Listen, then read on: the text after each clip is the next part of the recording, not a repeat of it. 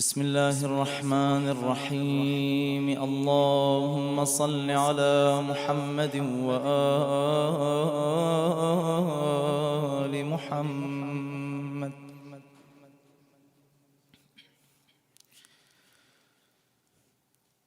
اللهم صل على محمد وآل محمد. اللهم صل على محمد وآل محمد. اللهم إني أدعوك كما أمرتني فاستجب لي كما وعدتني، إنك لا تخلف الميعاد.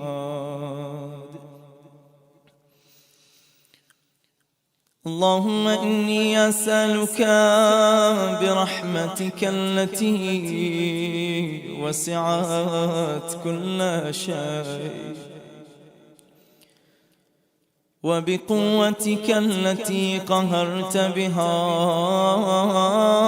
كل شيء،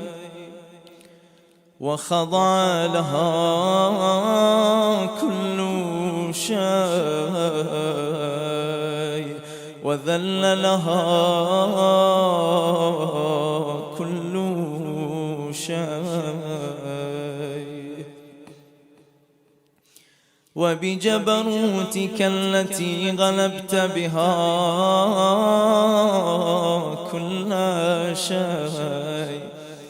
وبعزتك التي لا يقوم لها شيء، وبعظمتك التي ملأت كل شيء، وبسلطانك الذي على كل شيء، وبوجهك الباقي بعد فناء كل شيء، وبأسمائك التي ملأت أركان كل شيء، وبعلمك الذي أحاط بكل شيء، وبنور وجهك الذي أضاء له كل شيء. يا نور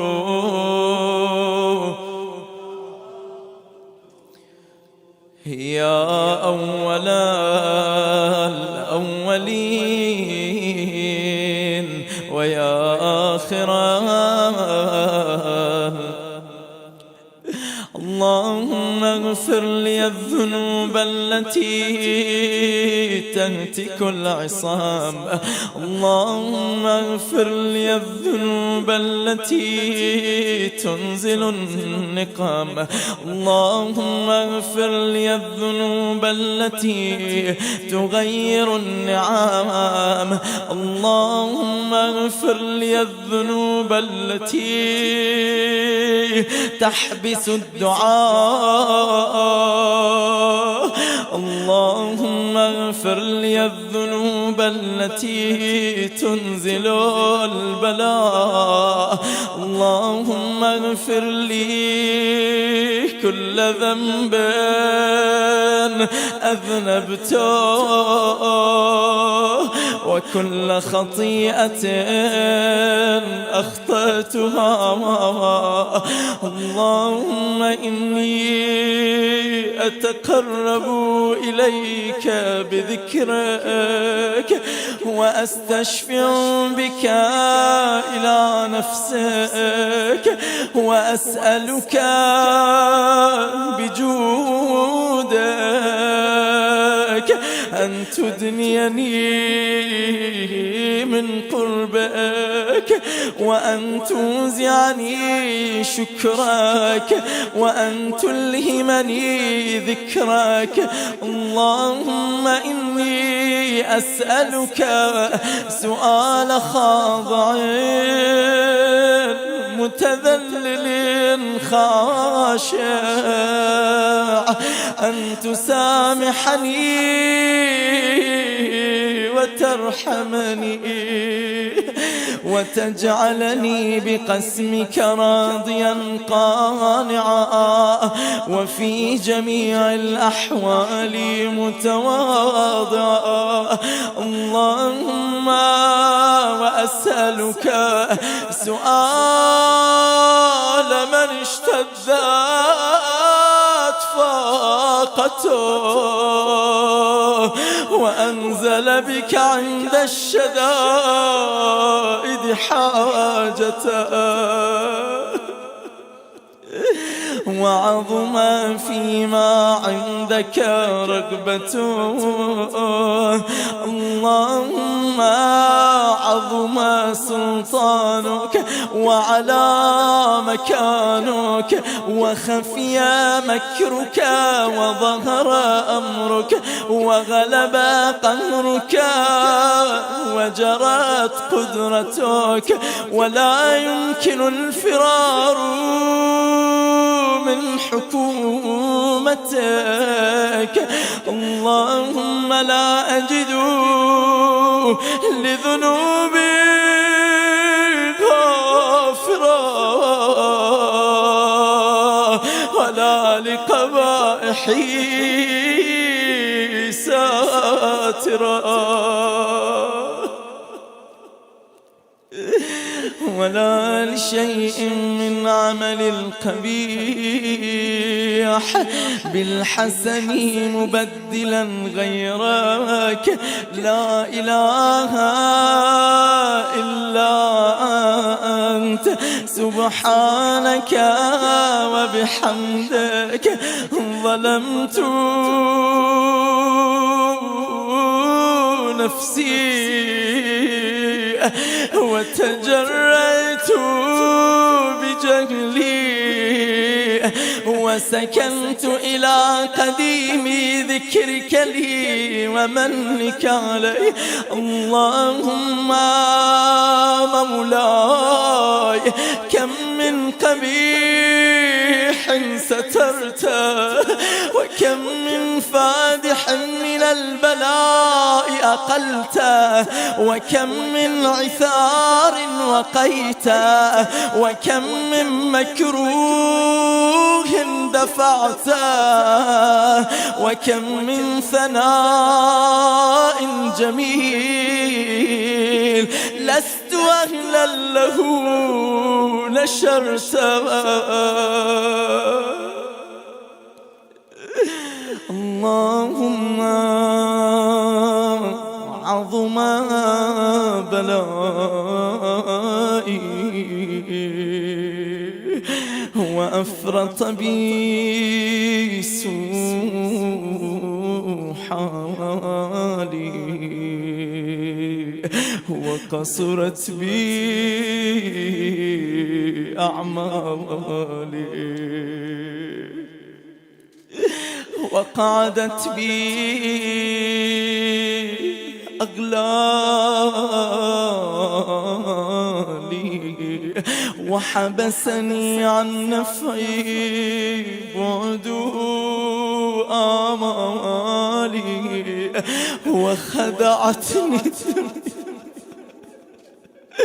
وخدعتني الدنيا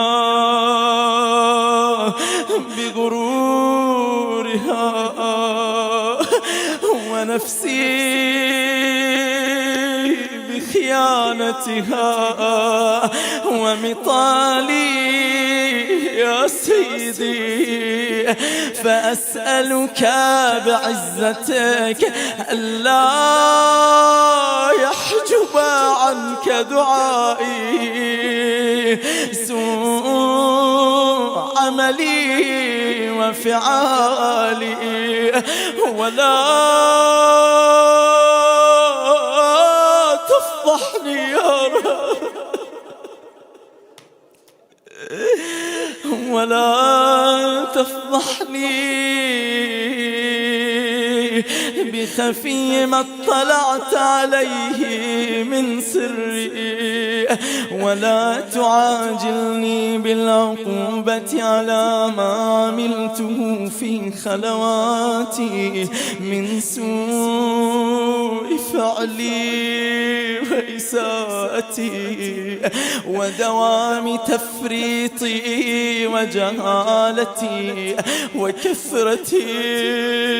شهواتي وغفلتي. وكن اللهم بعزتك لي في الأحوال كلها رؤوفا، وعلي في جميع الأمور عطوفا. إلهي وربي من لي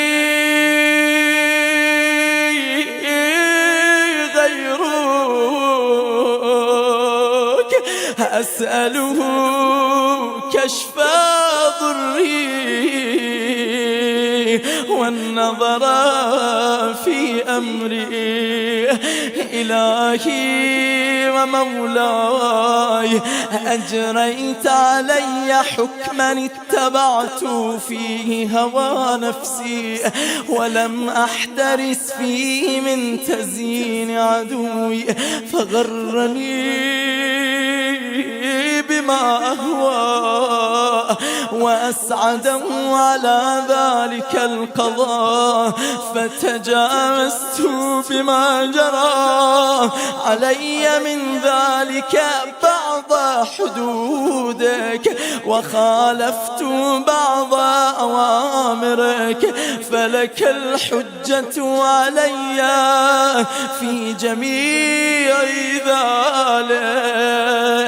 ولا حجة لي فيما جرى علي فيه قضاءك، وألزمني حكمك وبلاك.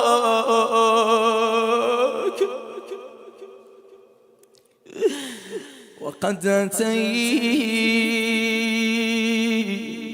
يا إلهي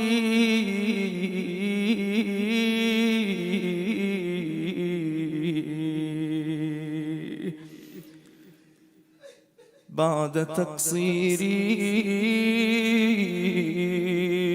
وإسرافي على نفسي.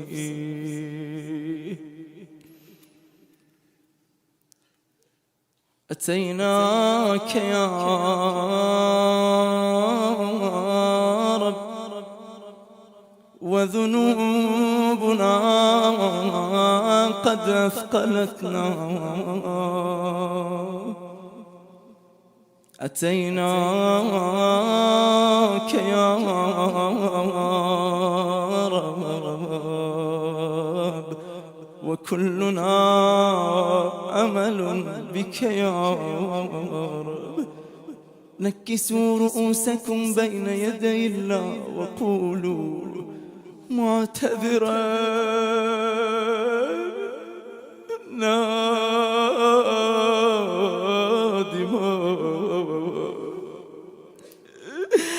منكسرا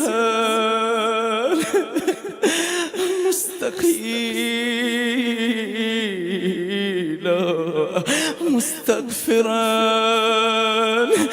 منيبا مقرا مذعنا معترفا، لا أجد مفرا مما كان مني ولا مفزعا أتوجه إليه في أمري غير قبولك عذري وإدخالك إياي في ساعتهم من رحمتك. اللهم فاقبل عذري وارحم شدة ضري وفكني من شدي وثاقي. يا رب ارحم ضعف بدني ورقة جلدي ودقة عظمي. يا من بدا خلقي وذكري وتربيتي وبري وتغذيتي، هبني لابتدائي كرمك وسالفي برك بي. يا إلهي وسيدي وربي، أتراك معذبي بنارك بعد توحيدك وبعد من طوى عليه قلبي من معرفتك ولهج به لساني من ذكرك واعتقده ضميري من حبك، وبعد صدق اعترافي ودعائي خاضعا لربوبيتك. هيهات أنت أكرم من أن تضيع من ربيته أو تبعد من أدنيت أو تشرد من آويت أو تسلم إلى البلاء من كفيته ورحمته. أقرب ما يكون العبد إلى ربه في حال سجوده، فإن استطعتم السجود فاسجدوا بين يدي الله. وليت شعري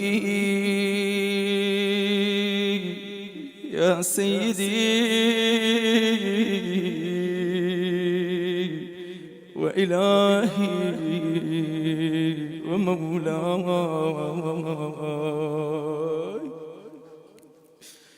أتسلط النار على وجوه خرت لعظمتك ساجدا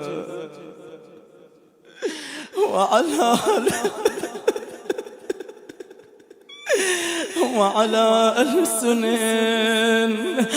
نطقت بتوحيدك صادقة وبشكرك مادحة، وعلى قلوب اعترفت بإلهيتك محققة، وعلى ضمائر حوت من العلم بك حتى صارت خاشعة، وعلى جوارح سعت إلى أوطان تعبدك طائعة، وأشارت باستغفارك مذعنة. ما هكذا ظنوا بك ولا أخبرنا بفضلك عنك يا كريم يا ربي، وأنت تعلم ضعفي عن قليل من بلاء الدنيا وعقوباتها وما يجري فيها من المكاره على أهلها، على أن ذلك بلاء ومكروه قليل مكثو يسير بقاء قصير مدته، فكيف احتمالي لبلاء الآخرة الآخرة وجليل وقوع المكاره فيها، وهو بلاء تطول مدته ويدوم مقامه ولا يخفف عن أهله، لأنه لا يكون إلا عن غضبك وانتقامك وسخطك، وهذا ما لا تقوم له السماوات والأرض.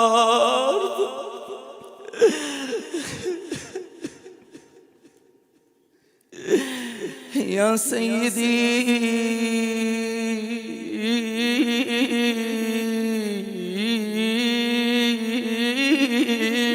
فكيف بي وأنا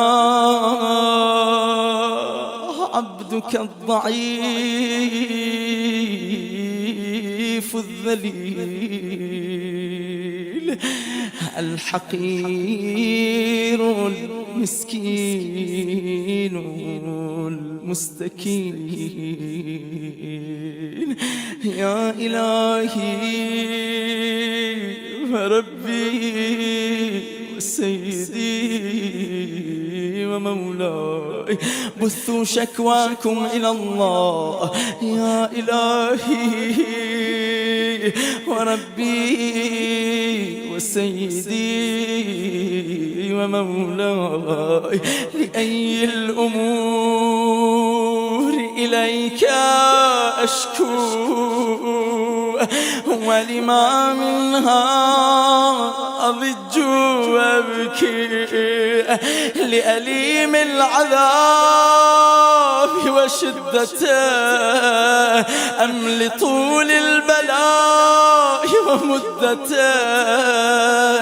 فلئن صيرتني للعقوبات مع أعدائك وجمعت بيني وبين أهلي بلائك وفرقت بيني وبين أحبائك وأوليائك، فهبني يا إلهي وسيدي ومولاي وربي، صبرت على عذابك فكيف أصبر على فراقك.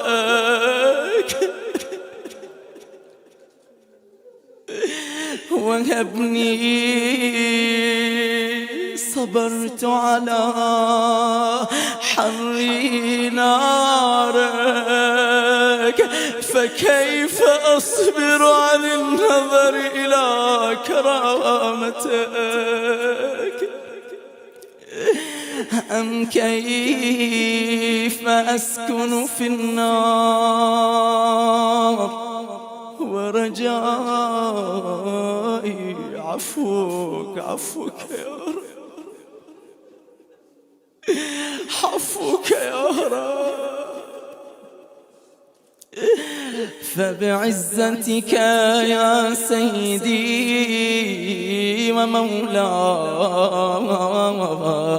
أقسم صادقا لئن تركتني ناطقا لأضجن إليك بين أهلها ضجيج الآملين، ولأصرخن إليك صراخ المستصرخين، ولأبكين عليك بكاء الفاقدين، ولأنادينك أين كنت يا ولي المؤمنين، يا غاية آمال العارفين، يا غياث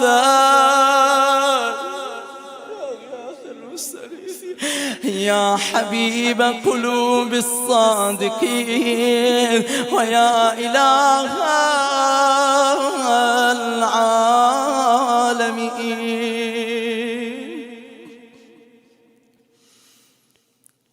أفتراك سبحانك يا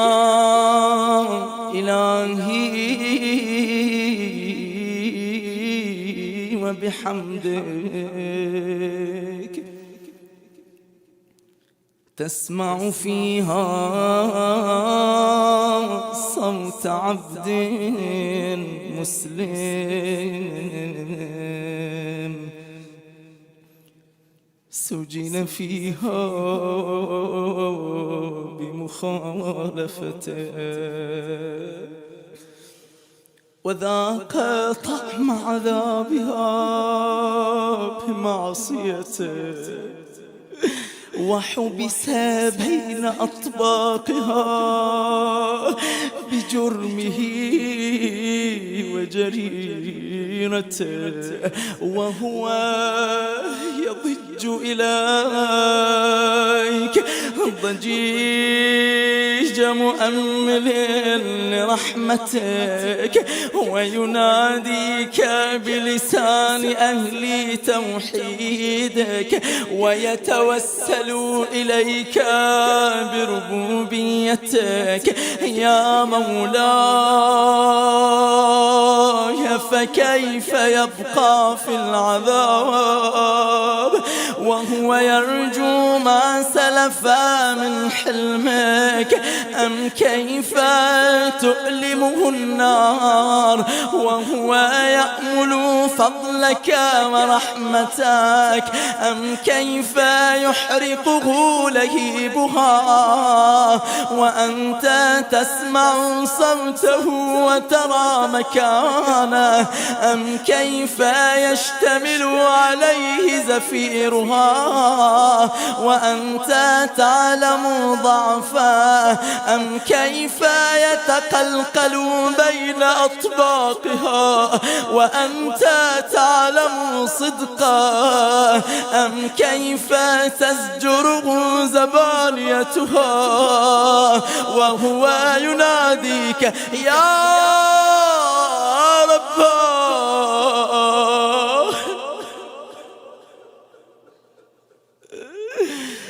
أم كيف يرجو فضلك في عتقه منها فتتركه فيها هيهات ما ذلك الضرب حاشاك يا رب هيهات ما ذلك الظن بك ولا المعروف من فضلك ولا مشبه لما عاملت به الموحدين من برك وإحسانك فباليقين أقطع لولا ما حكمت به من تعذيب جاحديك وقضيت به من إخلاد معانديك لجعلت النار كلها بردا وسلاما وما كانت لأحد فيها مقرا ولا مقاما لكنك تقدست أسماؤك أقسمت أن تملأها من الكافرين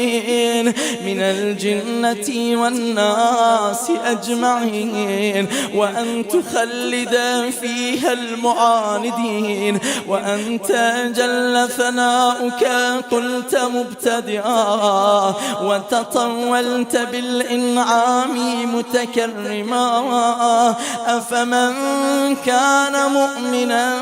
كمن كان فاسقا لا يستوون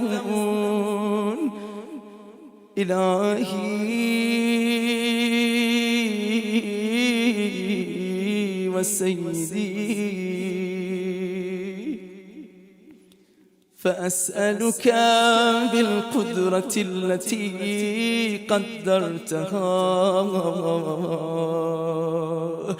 وبالقضية التي احتمتها وحكمتها وغلبت من عليه أجريتها. ارفعوا أيديكم إلى السماء في هذه الليلة، في هذه الساعة، أنت هبلي في هذه الليلة وفي هذه جميعا بقلوب منكسرة إلى الله كل جرم يا الله وكل ذنب وكل قبيح أسررته وكل جهل عملته كتمته أو أعلنته أخفيته أو أظهرته وكل سيئة أمرت بإثباتها الكرام الكاتبين الذين وكلتهم بحفظ ما يكون مني وجعلتهم شهودا علي مع جوارحي وكنت أنت الرقيب علي من ورائهم والشاهد لما خفي عنهم وبرحمتك أخفيت وبفضلك سترت وأن توفر حظي من كل خير تنزل أو إحسان تفضل أو بر تنشر أو رزق تبسط أو ذنب تغفر أو خطأ تستر يا ربي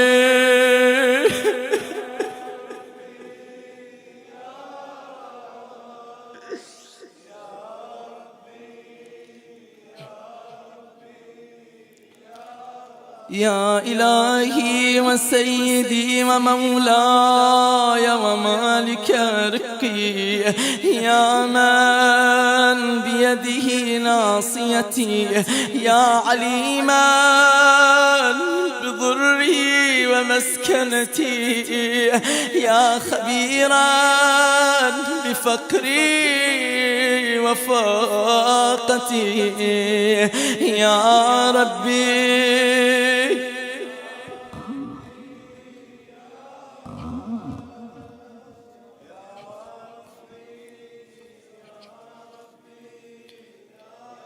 أسألك بحقك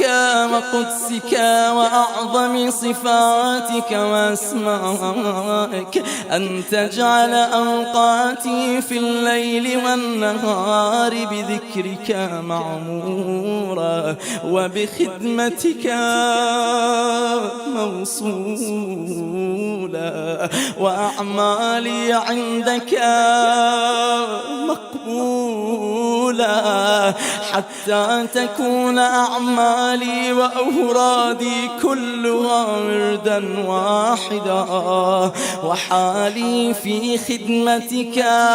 سرمدا يا سيدي يا من عليه معولي يا من إليه شكوت أحوالي يا ربي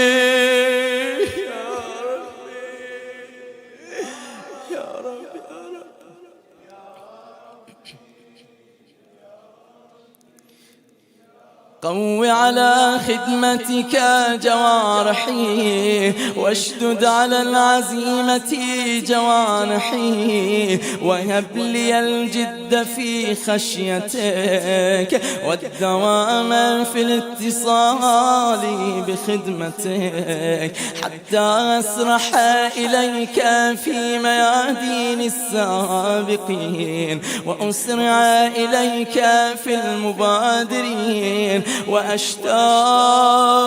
إلى قربك في المشتاقين، وأدنو منك دنو المخلصين، وأخافك مخافة الموقنين، وأجتمع في جوارك مع المؤمنين. اللهم ومن أرادني بسوء فأرد، ومن كادني فكاد، واجعلني من أحسن عبيدك نصيبا عندك، وأقربهم منزلة منك، وأخصهم زلفة لديك، فإنه لا ينال ذلك إلا بفضلك، وجد لي بجودك، واعطف علي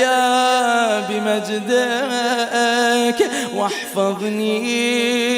برحمتك، واجعل لساني بذكرك لهجا، وقلبي بحبك متيما، ومن علي بحسن إجابتك، وأقلني عثرتي، واغفر زلتي، فإنك قضيت على عبادك بعبادتك، وأمرتهم بدعائك، وضمنت لهم الإجابة جميعا إلى آخر الدعاء. فإليك يا ربي نصبت، وإليك يا ربي مددت يدي، فبعزتك استجب لي دعائي، وبلغني مناي، ولا تقطع من فضلك رجائي، واكفني شر الجن والإنس من أعدائي، يا سريعا اغفر لمن لا يملك إلا الدعاء، فإنك فعال لما تشاء، يا من اسمه هو ذكره وطاعته غناه، ارحم الرأس ماله الرجاء، وسلاحه يا سابغ النعم، يا دافعا، يا نور المستوحشين في الظلام، يا عالما لا يعلم. صل على محمد وآل محمد، وافعل بي ما أنت أهله، وصلى الله على رسوله والأئمة الميامين من آله، وسلم تسليما كثيرا.